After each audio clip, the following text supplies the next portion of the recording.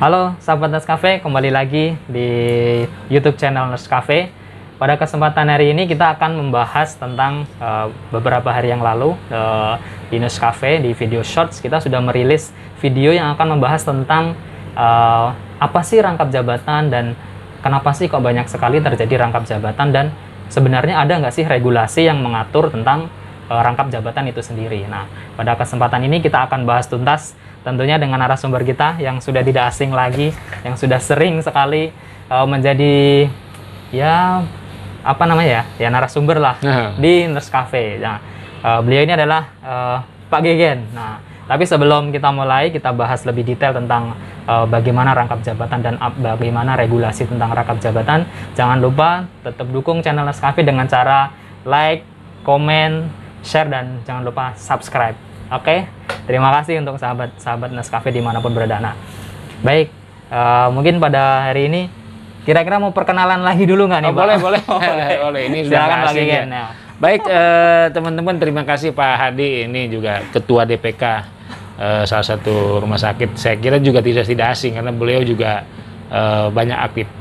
Mungkin teman-teman Nescafe sudah tidak asing lagi saya dengan Gerardus Gegen yang selalu tampil dengan berbagai macam nuansa. Jadi hari ini terima kasih saya diundang oleh Pak Nur Hadi, dan saya kira seperti yang sudah disampaikan oleh Pak Nur Hadi, topik hari ini adalah materi rangkap jabatan ya. Ya, kalau tadi Pak Hadi sudah mengenai apakah boleh, apakah ada regulasinya, itu mungkin kita sambil bincang-bincang ya, gitu. Jadi nggak terlalu bincang santai ya. Seru tapi santai. Okay. Ini kira-kira apa yang mau dibahas nih? Begini Pak, Bapak kan kemarin udah rilis nih bagaimana merilis video yang di situ isinya adalah mengkritisi tentang rangkap jabatan dan juga apakah regulasinya itu sebenarnya ada atau tidak, diatur atau tidak nih. Nah, yang pertama yang kita tanyakan nih Pak, menurut Bapak nih, Bapak setuju nggak dulu nih dengan yang terjadi saat ini yang banyak sekali rangkap jabatan?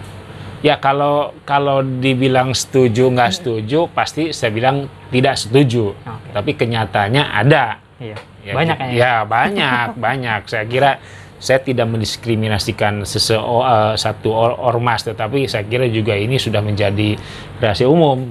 Rahasia umum itu sebetulnya. Nah, sebenarnya rangkap jabatan itu Pak. Sebenarnya kan dalam organisasi itu ada yang namanya divisi organisasi atau mungkin yang tentang membawahi tentang kaderisasi dan lain-lain. Nah, tentu dalam sebuah organisasi ada peraturannya. Nah, menurut Bapak nih, sedikit kita masuk ke terkait regulasinya dulu nih. Regulasi tentang yang memayungi hukum secara dari nasional itu sebenarnya ada nggak sih, Pak? Oh ya. Ya, baik Pak Ade. Jadi sebelum kita lebih jauh mengenai rangkap jabatan, kita mungkin ini dulu guys, apa sebetulnya rangkap jabatan? Kalau rangkap jabatan menurut Kamus Bahasa Indonesia itu sebetulnya sesuatu merupakan kondisi ketika seseorang memegang dua atau lebih jabatan. Jadi misalnya dalam satu organisasi kan bisa saja organisasi atau pemerintahan ya. Misalnya satu orang ketua divisi. Divisi bidang hukum, satu lagi di tingkat bawahnya divisi kesejahteraan misalnya. Nah, itu yang definisi rangkap jabatan menurut saya. Nah, tapi kalau kembali tadi Pak Hadi nanya mengenai regulasi, sebetulnya regulasi rangkap jabatan tidak ada. Tidak ada. Udah jelas sebetulnya kalau kita melihat legalitas rangkap jabatan itu kan sudah jelas diatur dalam undang-undang maupun undang-undang BUMN, undang-undang ASN, itu sudah dilarang karena itu jelas. Ya. Tapi kalau kita konteksnya kepada organisasi masyarakat, tentu itu tidak diatur. Misalnya ormas-ormas yang lain kita banyak berkembang ya sebetulnya seperti itu. Nah, biasanya kan dalam organisasi masyarakat atau ormas itu kan ada ADART ya. Mungkin Bapak kan sudah banyak mengikuti nih beberapa organisasi, baik sesuai profesi Bapak kan banyak soalnya. Ada hukum, ada pelawat, ada organisasi yang advokasi gitu-gitu. Nah, itu sebenarnya di dalam ADART itu harusnya diatur nggak sih Pak yang terkait rangkap jabatan ini? Harus, karena saya pernah diskusi sama satu orang yang memang dia juga aktivis di organisasi, dia bilang tidak diatur katanya.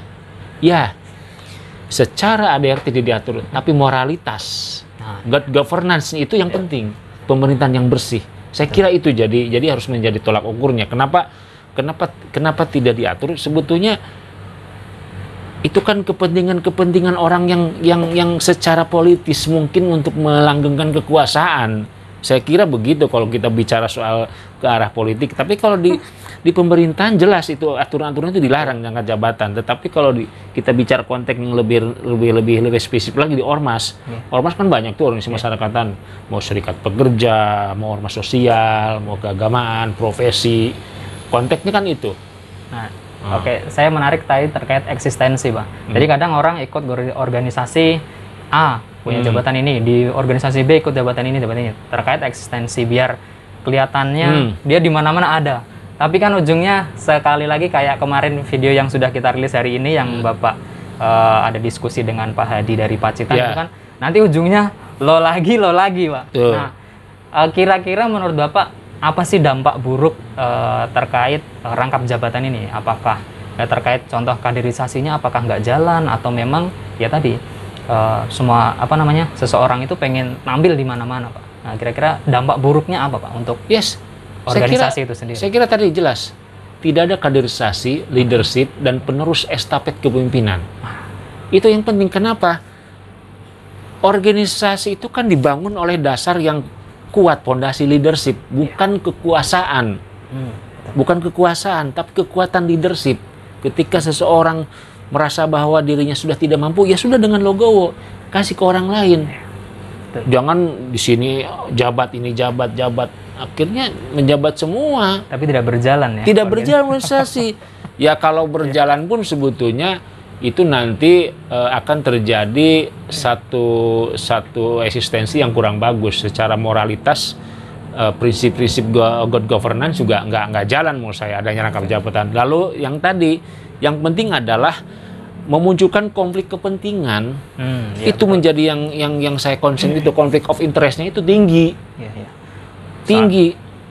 Apalagi mungkin kan contoh rangkap jabatan ini semuanya ada organisasi, dia tingkat pusat menjabat, di tingkat provinsi atau wilayahnya menjabat, ada juga yang sampai di DPD-nya mungkin dia ikut menjabat. Nah, dengan hal-hal seperti itu tentu setuju nggak, Pak? Kira-kira dengan kayak gitu berarti ibaratnya kesempatan orang yang harusnya dia bisa duduk di situ akhirnya terputus gitu, Pak. Iya, jelas.